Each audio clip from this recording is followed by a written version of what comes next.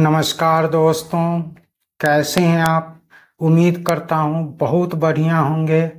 दोस्तों, मैं हूं एनपी सुशील और आप इस वक्त देख रहे हैं शैक्षणिक चैनल नागा 3 AM @333। दोस्तों, आज मैं एक ऐसी जानकारी लेकर आप लोगों के सामने उपस्थित हुआ हूं जो भले ही भारत में आज धूमिल हो चुका हो इसका उपयोग, लेकिन पश्चिमी देशों में आज ये धूम मचा रहा है।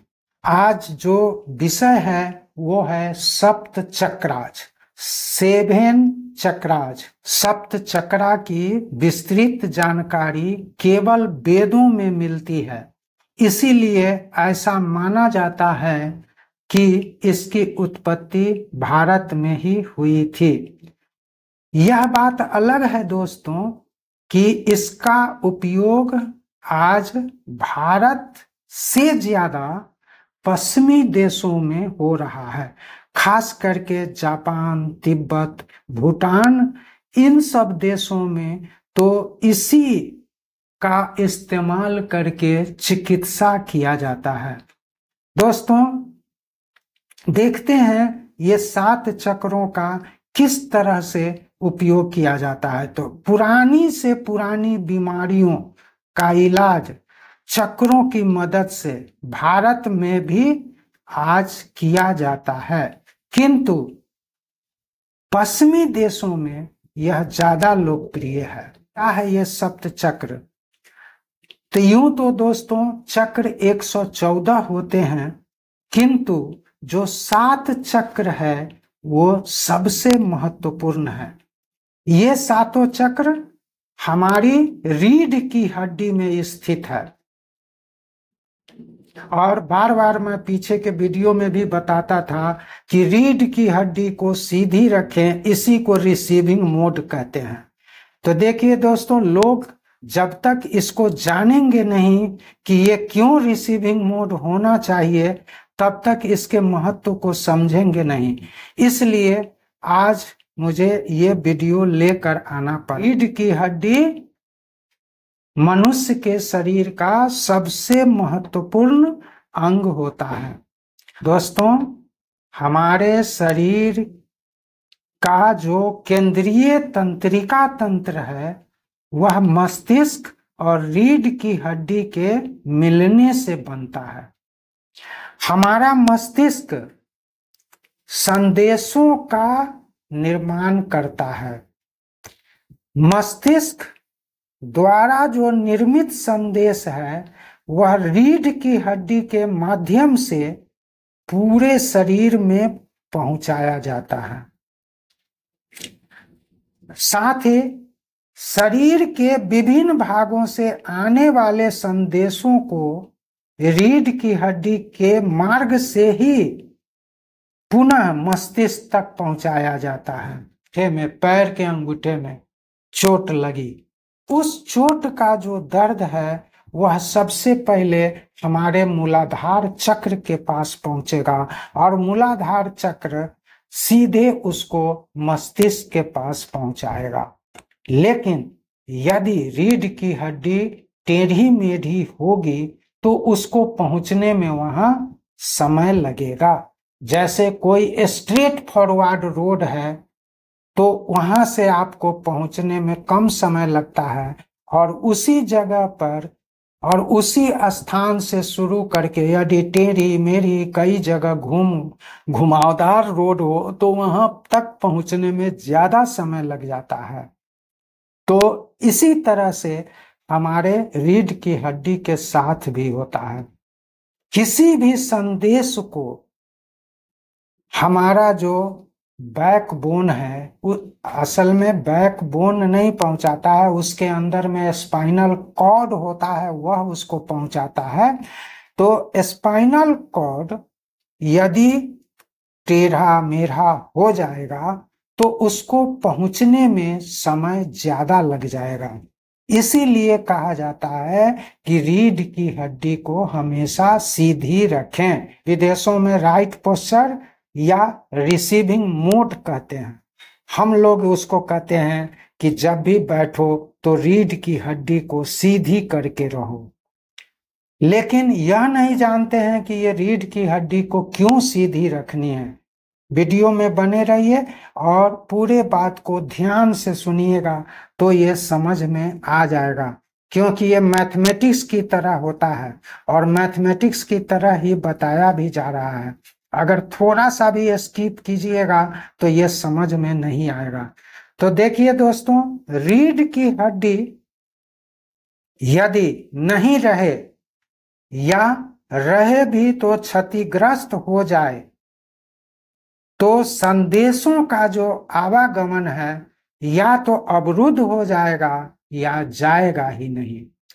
और जब संदेशों का आवागमन मस्तिष्क तक नहीं होगा तो आप सोच सकते हैं कि मस्तिष्क काम ही नहीं करेगा, और जब मस्तिष्क ही नहीं काम करेगा तो आदमी अगर जीवित भी है तो वह सेंसलेस हो जाएगा। उस हमारे जो 7 चक्र हैं उसमें जो सबसे पहला चक्र होता है मूलाधार चक्र होता है, जिसको अंग्रेजी में रूट चक्रा कहते हैं।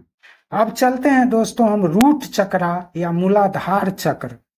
तो मूलाधार चक्र की हम संपूर्ण जानकारी आज कोशिश करते हैं कि दे दें इस वीडियो में। तो दोस्तों, क्या है मूलाधार चक्र? जैसा कि आप नाम से ही समझ रहे होंगे, इस चक्र का जो नाम है मूलाधार, यह 7 चक्रों का आधार है। यह जो रीढ़ की हड्डी है उसका सबसे निचला जो भाग होता है वहां पर होता है। सबसे निचला भाग कहाँ होता है? गुहा के पास होता है। इस सब का चित्र दोस्तों आपको स्क्रीन पर रहेगा, वहां से थोड़ा सा वीडियो को पॉज करके आप समझ जाइएगा। सबका फिगर स्क्रीन पर चलेगा, आप देख करके उसको समझिएगा। तो सबसे नीचे यानी गुहा के पास जो रहता है वही मूलाधार चक्र है। सबसे नीचे होने के कारण यह पृथ्वी के सबसे पास का चक्र होता है।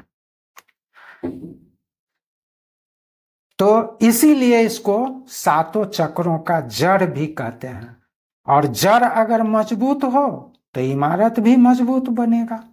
तो मूलाधार चक्र अगर मजबूत है व्यक्ति का तो उसके शरीर में व्याधियां कम होगी। तो चलते हैं दोस्तों, मूलाधार चक्र का जो स्थान है वो तो हम देख लिए, गुहा के पास होता है।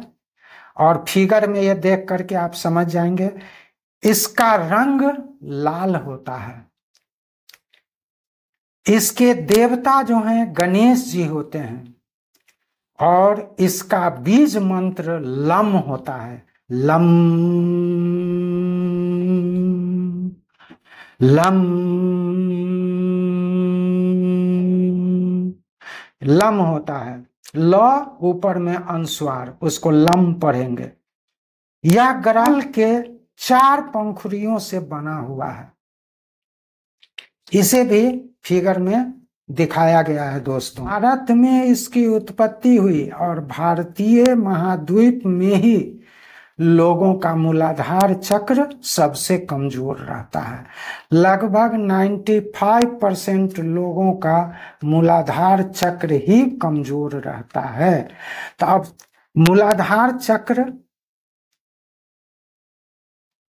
मजबूत है हमारा या कमजोर है, इसकी जानकारी हम कैसे लें? तो चलिए बताते हैं कि मूलाधार अगर कमजोर रहता है तो व्यक्ति को भय सताने लगता है, व्यक्ति आलस महसूस करने लगता है, प्रभावित व्यक्ति के मन में नकारात्मक विचार आने लगते हैं और उनमें शीघ्र ही बुढ़ापे के लक्षण आने लगते हैं।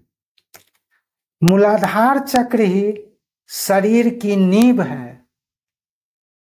इसी पर हमारा शरीर टिका हुआ है।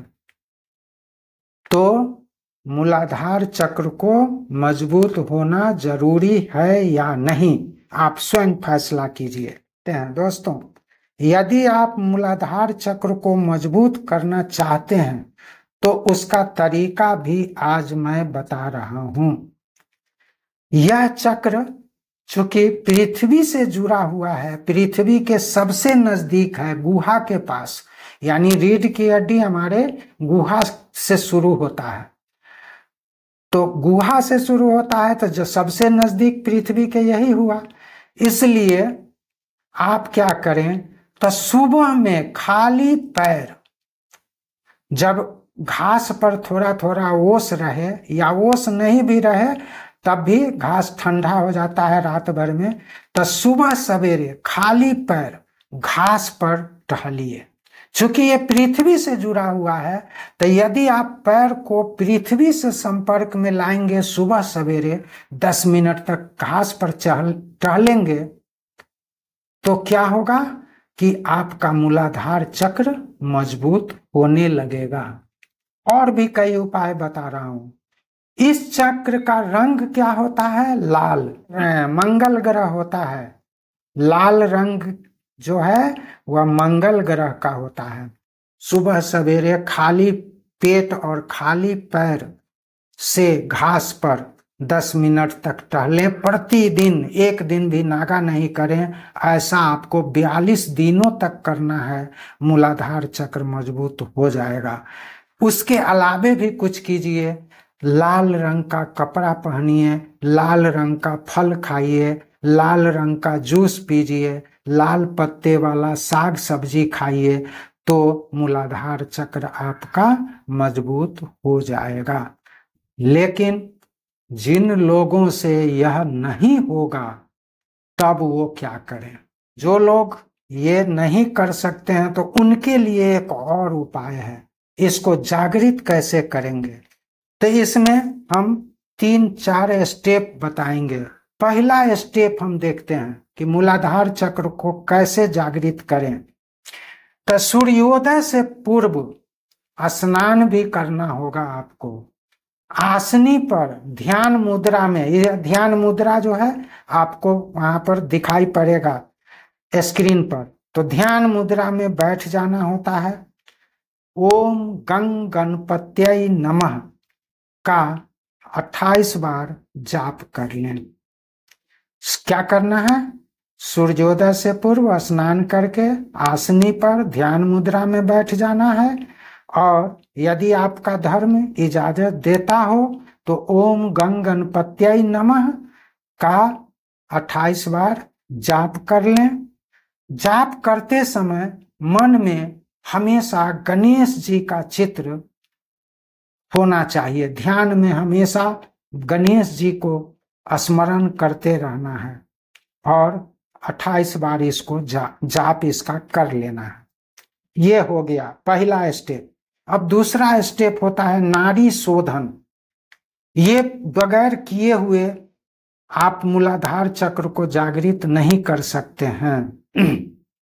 तो देखिए, स्टेप 2 में नाड़ी शोधन होता है। नाड़ी शोधन करने का, ऐसे तो नाड़ी शोधन इतना आसान काम नहीं है, लेकिन जो ऋषि मुनि हैं या जो इस तरह के योग विद्या में एकदम पारंगत हैं, वे लोग तो नाड़ी शोधन 2 घंटा में पूरा करते हैं। लेकिन चलिए, सर्वसाधारण के लिए ये संभव नहीं होगा।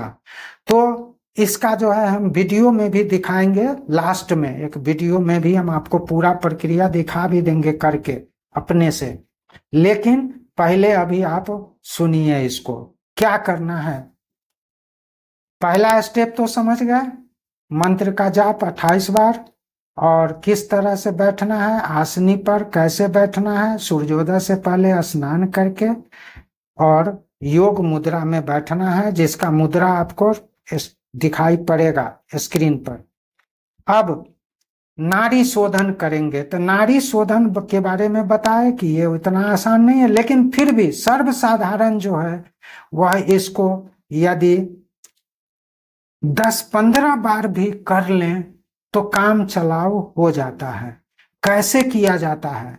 तो 2 अंगुली ले लें, अंगूठा और अंगूठा के जस्ट बगल वाला जो अंगुली होता है उसको ले लें।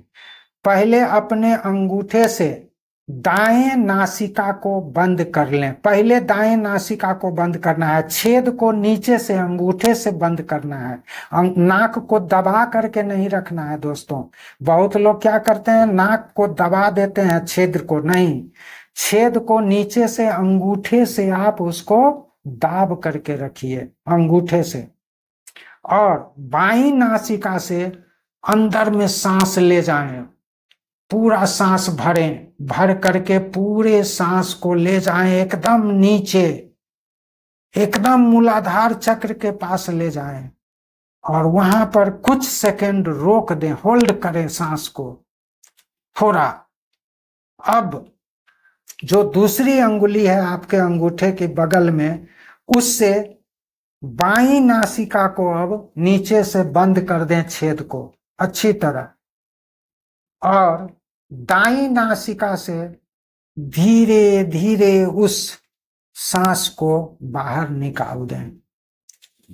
बस इसी तरह अब बाईं नासिका आपकी बंद हो जाएगी और दाईं नासिका से सांस लेना है। खूब सांस लेकर के अंदर ले आकर के और एकदम नीचे, नाभि के एकदम नीचे ले जाइए और वहां होल्ड कीजिए 5 सेकंड। होल्ड करके फिर जब बाईं से लिए हैं, सबसे पहली बार बाईं से लेना है, उसके बाद दाईं से, फिर बाईं से, फिर दाईं से, इस तरह से आपको ये करना है। 15 बार कम से कम आप इसको कर लीजिएगा तो काम चलाऊ नाड़ी शोधन आपका हो जाएगा। 15 बार कम से कम कर लीजिए। अब नाड़ी शोधन तो आप कर लिए, अब आइए स्टेप 3 में क्या करना है। जब आप नाड़ी शोधन कर लेते हैं तो 1-2 मिनट आप रुक जाइए, विश्राम कीजिए। विश्राम मुद्रा में एकदम, आप चाहें तो अपने दोनों पैर को फैला भी सकते हैं और थोड़ी देर के लिए शांत हो जाएं। 2 मिनट एकदम सामान्य रहें, सांस को एकदम सामान्य होने दें। और 2 मिनट के बाद अपने दाईं हथेली को ले जाएं एकदम नाभि से नीचे, एकदम गुहा के पास जहां पर जनन तंत्रिका होता है, बस वहां ले जाएं, सबसे नीचे जहां तक आप ले जा सकते हैं, और दाईं हथेली को वहां पर चिपका दें एकदम। समझ गए? अब उसके ऊपर बाईं हथेली को इस तरह से रख दें ऊपर से। पहले दाईं हथेली एकदम नीचे, जितना नीचे आप ले आ सकते हैं, उसके ऊपर से बाईं हथेली को रख दें नाभि के एकदम नीचे। इस तरह से आप पूरे रीढ़ की हड्डी को एकदम सीधी कर लें और इसी स्थिति में रहते हुए आंखें बंद कर लें और अपना पूरा ध्यान लाल रंग के 4 पंखुड़ियों वाला जो मूलाधार चक्र है, मूलाधार चक्र जो होता है वह लाल रंग के 4 पंखुड़ियों से बना होता है। तो पूरा ध्यान अपने लाल रंग के 4 पंखुड़ियों वाला कमल पर लगा दें, जो सबसे नीचे होता है। सबका चित्र आपको वहां दिखाया गया है। उस चक्र को मन में कल्पना में रखें कि ये लाल रंग का चक्र है, 4 कमल के 4 पत्तों से बना हुआ है। जब आप ध्यान में ले आएंगे सबसे नीचे, नाभि के नीचे गुहा के पास रीढ़ की हड्डी को कल्पना में लावें, वहां लाल रंग को देखें कि लाल रंग का कोई गोल गोल चीज है सबसे नीचे, उसको कल्पना में देखें। अब उसको जागृत करने के लिए आपको जो मंत्र बता रहा हूं, इस मंत्र का 28 बार कम से पूरा ध्यान आपका चला गया सबसे नीचे मूलाधार चक्र पर, जो लाल रंग का 4 पंखुड़ियों वाला कमल से बना हुआ है। वहां आपका ध्यान अब केंद्रित हो गया है पूरी तरह से।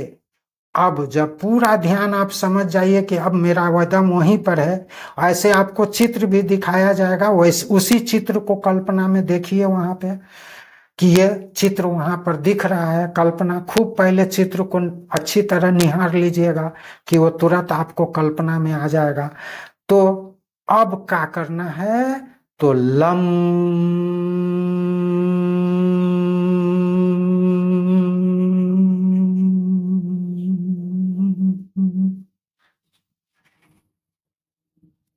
लम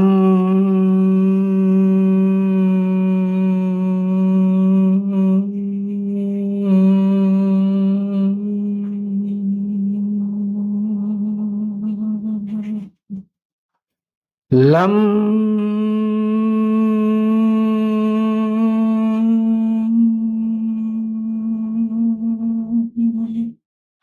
इस तरह लम मंत्र LAM और ल के ऊपर अनुस्वार होता है, तो लम हो गया, ये बीज मंत्र है। इस लम मंत्र का आप पूरा चक्रों पर ध्यान रखते हुए खूब ध्यान से इसको बोलते जाइए, उच्चारण कीजिए, और मन में गणेश जी को भी कभी कभी याद कर लीजिएगा। इस तरह जब आप कर लेते हैं तो यह कार्य जो है आपका गणेश जी की कृपा से संपन्न हो जाएगा। और गणेश जी को धन्यवाद कर दें। तो इस तरह आप लगातार 42 दिनों तक ये साधना अगर करते हैं तो 42 दिनों के अंदर ही आपका जो मूलाधार चक्र है वह पूर्ण रूपेण जागृत हो जाएगा। और एक बात हम यहाँ भूल गए हैं दोस्तों बताना, कि जब आप ध्यान में रहेंगे और जाप करते रहेंगे, उस समय उस चक्र को, जो लाल रंग का चक्र है आपका मूलाधार, उसको क्लॉकवाइज में, जिस तरह घड़ी की सुई घूमती है ना, उस दिशा में उसको नाचते हुए देखिएगा। तुरंत नहीं दिखाई पड़ेगा, लेकिन खूब ध्यान में रहिएगा। 2-3 मिनट जब आप लम का जाप कर लीजिएगा तो आपका ध्यान वहां जब केंद्रित हो जाएगा पूरी तरह, तो उसको देखिएगा कि घूम रहा है ऐसे चक्र क्लॉकवाइज में। क्लॉकवाइज में आप उसको घूमते हुए देखिए, और अंत में जब वह एकदम लाल से धीरे धीरे फीका होते होते होते होते एकदम जो है सफेद हो जाए, तो आप समझ लीजिएगा कि हमारा आज का जो साधना है वह पूर्ण हो गया। कल्पना में ही वो आपको सब दिख जाएगा, और जब ये आप करेंगे ना तो देखिएगा आप कितना ज्यादा पीसफुल उस दिन आप महसूस करते हैं। आप खुद महसूस कीजिएगा कि कितना आप पीसफुल आज हैं। इसके बाद आता है नेक्स्ट स्वाधिष्ठान चक्र। इसके बारे में आपको दूसरे दिन बता देंगे दोस्तों। ये उप महाद्वीप में मूलाधार चक्र और स्वाधिष्ठान चक्र, ये दोनों 95% लोगों का कमजोर होता है। हर चक्र क्यों मजबूत होना चाहिए? क्योंकि अगर भवन का नींव ही कमजोर हो तो इमारत कैसा होगा, ये आप समझ सकते हैं। तो मूलाधार चक्र को मजबूत करना बहुत जरूरी होता है। सावधानी ये है कि जो लोग दम्मा के पेशेंट हैं, हार्ट के पेशेंट हैं, वे लोग इसको नहीं करेंगे। मूलाधार चक्र और स्वाधिष्ठान चक्र अगर जागृत हो तो उसको अहंकार होगा ही नहीं, उसको भय होगा ही नहीं, उसको क्रोध होगा ही नहीं, उसको अवसाद होगा ही नहीं, वह किसी से घृणा करेगा ही नहीं, उसमें ईर्ष्या द्वेष होगा ही नहीं, उसको कोई बुरा एहसास छू भी नहीं सकता है, किसी से न बदला लेने की उसमें प्रवृत्ति होगी। इस तरह का जितने भी बुरे एहसास हैं दोस्तों, ये सभी उससे अपने आप दूर हो जाएंगे। ये कितने फिर मिलते हैं कल स्वाधिष्ठान चक्र को लेकर के। इस तब तक के लिए दोस्तों अपने दोस्त NP सुशील को आज्ञा दे दीजिए। नमस्कार, जय हिंद, जय भारत।